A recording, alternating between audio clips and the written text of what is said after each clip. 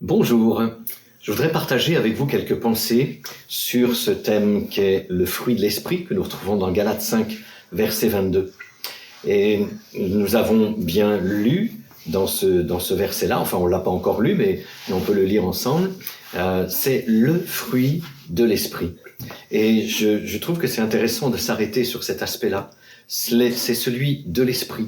Et c'est un fruit avec plusieurs caractéristiques. Il n'y en a qu'un avec plusieurs caractéristiques. C'est celui de l'esprit. Il en est le producteur. Ce n'est pas une qualité humaine. Dans 2 Pierre 1,4, nous retrouvons cette pensée que Pierre va souligner, qui est très forte. Il nous dira que le désir de Dieu, c'est que nous devenions participants de la nature divine. Participants de la nature divine.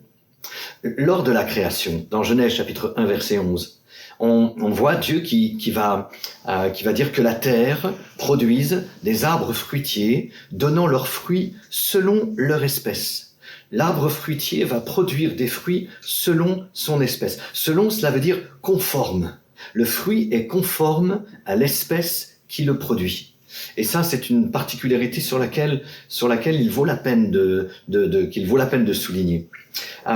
Le fruit de l'esprit, donc, va être conforme à la nature que j'ai reçue lors de la nouvelle naissance. Lorsque je nais de nouveau, je reçois la nature de Dieu en moi. Et cette nature-là va produire ce que Paul appelle le fruit de l'esprit. Le chrétien, c'est pas un sapin de Noël, orné, décoré, avec des guirlandes, tout ce qu'on veut. Non, non. Le chrétien, il est comme un arbre fruitier, dans le cœur duquel le Saint-Esprit produit un fruit conforme à la nature divine.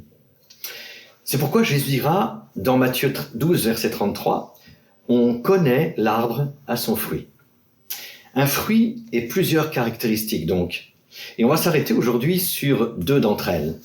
La douceur et la bénignité. La douceur, la Bible nous dit que c'est quelque chose qui est exceptionnellement précieuse aux yeux de Dieu. Jésus était et est encore doux et humble de cœur. C'est son trait de caractère particulier, douceur et humilité. En d'autres mots, cela vient dire que si Christ est en moi, je dois produire des fruits qui sont de la même nature que lui, c'est-à-dire douceur et humilité, entre autres. Douceur pour recevoir la parole de Dieu. Ça, c'est ce que Jacques nous dit. Douceur pour redresser les adversaires. L'Écriture nous parle encore de la douceur que nous devons avoir envers tous les hommes. Douceur d'Étienne, quand il prie pour ses meurtriers. Il dira dans Acte 7, verset 60, « Seigneur, ne leur impute pas ce péché. » Il n'y a pas d'agressivité, il n'y a pas de méchanceté. Pourtant, il est en train de mourir sous les pierres avec lesquelles on le lapide. C'est la douceur qu'il manifeste précisément. Mais je crois que c'est important de souligner que douceur ne signifie pas faiblesse. Un petit peu plus tôt, avant de tomber sous les pierres meurtrières de ces hommes qui sont là en face de lui, Étienne s'adressera au Sanhédrin avec douceur, mais avec fermeté. Et il dira au verset 51, « Homme au cou raide, incirconcis de cœur et d'oreille, vous vous opposez toujours au Saint-Esprit. » Même si moi je le dis avec un semblant de rigueur, c'est animé de la même douceur, mais de la fermeté qu'Étienne va prononcer ces paroles-là. Douceur ne signifie pas faiblesse. Quant à la bénignité, le dictionnaire nous donne comme définition, premièrement, qualité d'une personne douce et bienveillante. Et puis la seconde est intéressante aussi, c'est le caractère de ce qui est sans gravité, banal. C'est peut-être ce qu'on va retenir le plus facilement concernant la bénignité. Par exemple, lorsqu'il y a une maladie que l'on ressent, il y a un diagnostic qui se présente suite aux examens, et la maladie est dite bénigne ou maligne.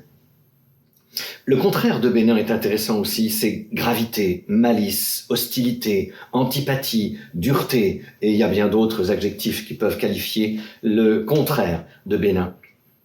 J'ai parlé de la maladie, donc elle peut être bénigne ou maligne, et puis en parlant d'une chose, on va définir qu'elle est banale. Elle est banale, quand bien sûr ce n'est pas une chose qui est grave. Cela veut dire sans importance. C'est pas grave. Ça, c'est aussi un des aspects de la bénignité. Considérer les choses comme n'étant pas plus graves qu'elles ne le sont. Je me rappelle cette petite histoire de cette jeune fille qui un jour prenait la voiture de son papa, une des voitures de son papa, il en avait plusieurs, et elle venait d'avoir son permis, celui-ci donc lui remet les clés, elle part avec la voiture, et puis pendant son trajet, elle a un accident, elle est responsable de cet accident et la voiture est gravement endommagée. Et là, elle est là sur le bord du trottoir pendant que le constat se fait et elle prend son téléphone, elle appelle son père avec énormément de crainte, elle se demande comment son père va réagir face à cette situation. La voiture était neuve, elle vaut une fortune, elle est semble-t-il cassée complètement. Donc elle appelle son père et elle lui dit: papa, en tremblotant dans sa voix, voilà, je viens d'avoir un accident. Et à l'autre bout du fil, le papa s'énerve un petit peu, mais lui demande en même temps comment ça s'est passé, et toi, comment tu vas? Moi ça va, je suis pas blessé, tout va bien. Et le papa lui dit: bien écoute, attends-moi, j'arrive. Et puis en quelques instants, le papa la rejoint et avec un deuxième véhicule luxueux également, il arrive, il fait le tour de la voiture, il vient voir sa fille, il lui dit: le principal c'est que tu n'es rien. Et puis là il prend les clés de la voiture et il lui dit: allez chérie, ramène-nous à la maison maintenant. Ça, c'est le caractère bénin. Cette capacité qu'on a à ne pas donner plus de gravité à quelque chose qui n'en a pas vraiment. En tout cas, qui n'en a pas autant qu'on pourrait le faire. Je pense que la bénignité, c'est aussi examiner les choses, les événements, dans une juste proportion. David, quand il est face à Goliath, ce n'est pas un jeune homme arrogant, il n'est pas fanfaron, il voit comme Dieu voit. Bien sûr, il voit un gars qui est plus grand que les autres, mais il va aller au-devant de lui. Il voit comme Dieu voit. Il n'est ni impressionné, ni, je l'ai dit, ni arrogant. Il voit les choses telles qu'elles sont véritablement. Quand on parle de la bénignité dans le cadre d'une relation, et d'une relation particulière entre un supérieur et un inférieur, ou entre un maître et son disciple, alors la bénignité, c'est la capacité qu'a le supérieur ou le maître à accueillir l'autre, à le recevoir, à ne pas le traiter avec rudesse et arrogance, mais avec clémence et avec indulgence. La bénignité, c'est une grande puissance utilisée avec douceur et délicatesse. Un petit peu comme une grosse pelle mécanique. Vous savez, j'ai déjà vu ces instruments-là, mais une des plus grosses qui soit. Imaginez-la. Et puis vous avez le gars qui la manipule, il prend son bras et avec son godet ou sa pince là, il est capable d'aller chercher des rochers de plusieurs tonnes, de les prendre et de les déplacer. Et il est capable, avec le même instrument, d'aller chercher une noix et de ne pas la briser. Ça, c'est la bénignité. Cette capacité, dans la puissance, à être doux. Et c'est encore intéressant. D'ailleurs, et on va arriver à la fin de notre petit entretien là, dans Ésaïe, j'aime ce passage, Ésaïe 40, je vous lis 3 versets tout simples. Ésaïe 40, versets 10 à 12. Écoutez ce qu'il est écrit ici. Voici le Seigneur l'Éternel vient avec puissance, et de son bras il commande. Voici le salaire est avec lui, les rétributions le précèdent. Comme un berger, il paîtra son troupeau, il prendra les agneaux dans ses bras et il les portera dans son sein. Il conduira les brebis qui allaitent. Qui a mesuré les eaux dans le creux de sa main, pris les dimensions des cieux avec la paume et ramassé la poussière de la terre dans un tiers de mesure? Qui a pesé les montagnes au crochet et les collines à la balance? Ces 2 versets, les versets 11 et les versets 10 et 12, sont 2 versets qui nous parlent de la puissance majestueuse de Dieu. Il tient la poussière dans la paume de sa main. Il est ce Dieu glorieux qui a tout créé par sa puissance. Son bras est là. Il est puissant. Il est extraordinaire. Et ce Dieu puissant porte les agneaux dans ses bras. Ça, c'est la bénignité. C'est un aspect. Encore une fois, et je conclue tout simplement avec cela, le fruit de l'esprit, c'est la paix, la joie, la douceur et les autres qui sont cités. Ce sont des caractéristiques. Il n'y en a qu'un. Nous le produisons. Le fruit est plus important que les dons. Quand la Bible parle des dons spirituels, elle nous ramène à 1 Corinthiens 13 aussi qui rééquilibre tout.